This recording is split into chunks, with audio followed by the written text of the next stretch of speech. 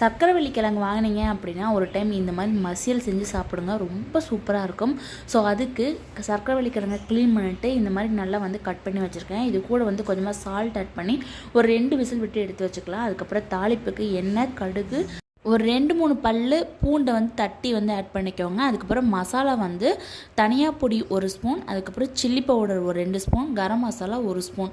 இதெல்லாம் வந்து நம்ம ஆட் பண்ணும்போது அடுப்பை வந்து ஸ்லோ ஃப்ளேமில் வச்சுக்கோங்க, இல்லைன்னா மசாலா எல்லாம் கரிஞ்சு டேஸ்ட்டே மாறிடும். அதுக்கப்புறம் கருவேப்பிலை ஆட் பண்ணி அதுக்கப்புறம் வேக வச்சுருந்தேன் சர்க்கரைவள்ளி கிழங்கு எடுத்து ஆட் பண்ணி தேவையான சால்ட் ஆட் பண்ணி ஒரு 2 நிமிஷம் நல்லா கிளவிட்டோம் அப்படின்னா அந்த மசாலா எல்லாம் அதில் கோட்டாகி பார்க்கவே அவ்வளோ எம்மியாக இருக்கும்.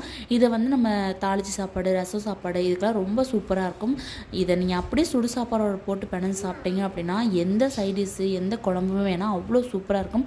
ஸோ கண்டிப்பாக ட்ரை பண்ணி பாருங்கள். ட்ரை பண்ணி பார்த்துட்டு எப்படி வந்துச்சு அப்படி சொல்லிட்டு மறக்காமல் கமெண்ட் பண்ணுங்கள். So eat well and stay healthy.